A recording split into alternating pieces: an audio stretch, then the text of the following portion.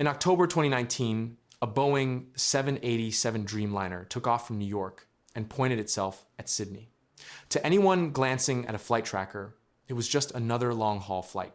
Nothing on the screen told you the truth, because this aircraft wasn't carrying tourists or business travelers, it was carrying scientists.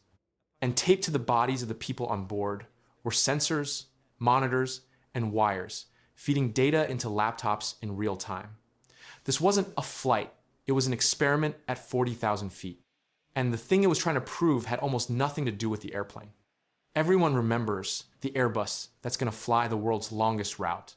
Almost nobody remembers the Boeing that proved it could be done first. To understand why Qantas turned a brand new Dreamliner into a flying laboratory, you have to understand what they were actually afraid of. They weren't afraid the plane couldn't make it. They were afraid of what 20-something hours in the air would do to the people inside it. The plan was called Project Sunrise. Qantas wanted to fly non-stop from Sydney to London and from Sydney to New York. No stop in Singapore, no refuel in Dubai, one takeoff, one landing, and the better part of an entire day in the sky in between. Routes so long that no airline had ever run them as a regular service.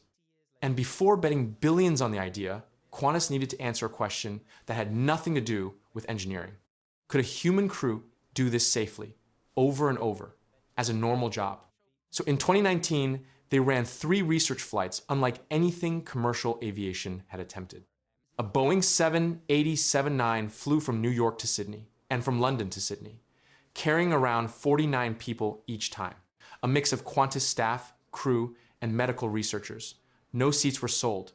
These were not vacations. They were lab sessions with wings. Strapped to the heads of the pilots were EEG monitors, recording the electrical activity inside their brains as they flew. Researchers from the University of Sydney's Charles Perkins Center watched every spike and dip in real time. Scientists from Monash University tracked the crew's melatonin, the hormone that runs the body's sleep clock. They monitored alertness, they monitored fatigue, they monitored when people ate and when they slept and what it did to them. And the data that came back was sobering. Pilot performance doesn't fade in a clean, predictable line over a 20-hour flight. It drops in waves. It's pushed around by the body's internal clock, by the timing of meals, by sudden changes in workload. And here is the part that should make you sit up. A pilot can feel completely fine and still show measurable impairment on the monitors. Their own brain can be telling them everything's okay, while the sensors quietly say otherwise.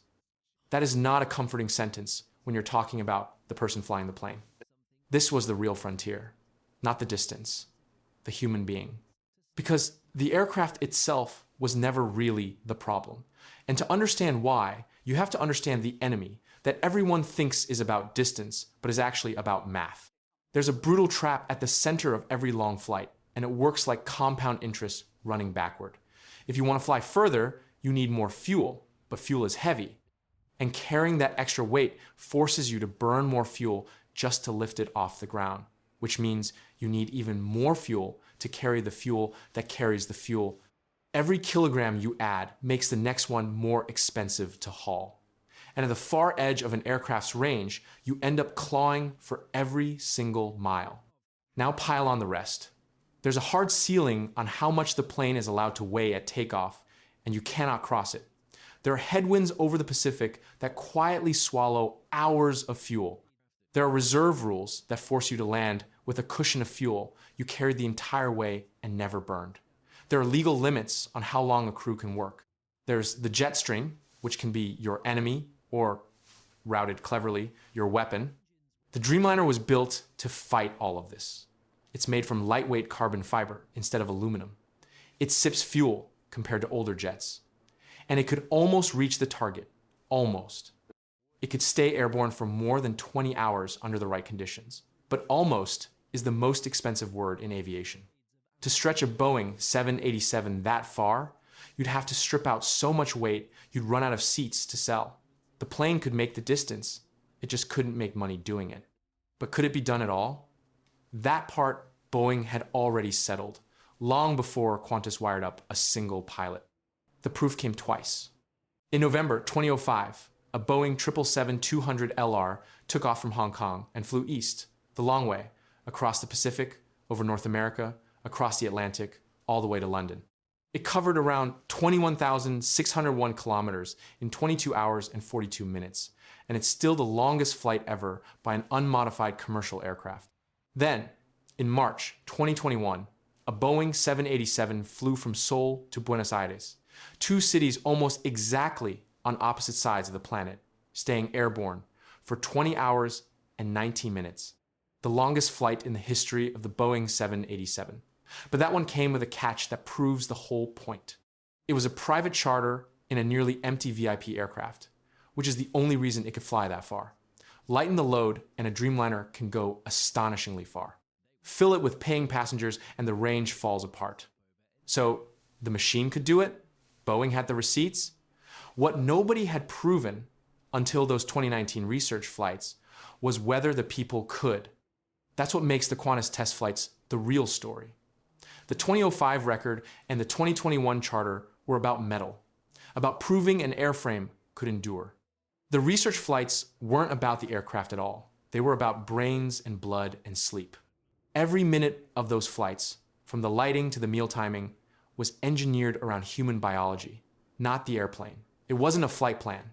It was a clinical trial wearing a Qantas livery. And the data it produced is the reason regulators eventually had something to build rules around. Australia's Aviation Safety Authority had to write brand new fatigue rules from scratch, and Qantas handed over its crew well-being data to help build them. For a while, it genuinely looked like the Boeing 787 might be the aircraft that flew these routes. It had the records behind it. It had flown the science.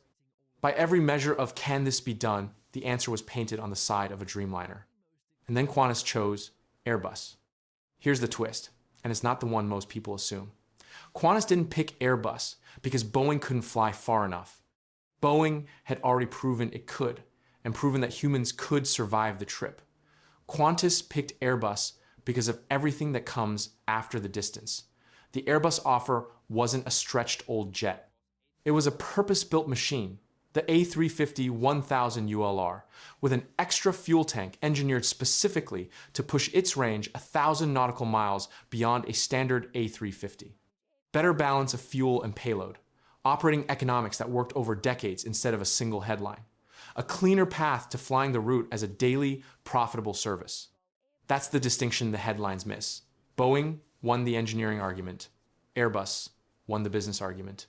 And in commercial aviation, the business argument is the one that buys the planes. Which brings us to today, in mid-2026. The story has moved to Toulouse. The first Airbus A350-1000ULR for Project Sunrise has completed its maiden flight and begun its certification campaign. The first aircraft, named Vega, is now due for delivery in April 2027, with non-stop Sydney to London service planned from October that year. Part of the delay came from Airbus having to redesign that unique fuel tank after regulators raised concerns. The same brutal math making itself felt one last time, even on the winning aircraft. But none of that erases what came first.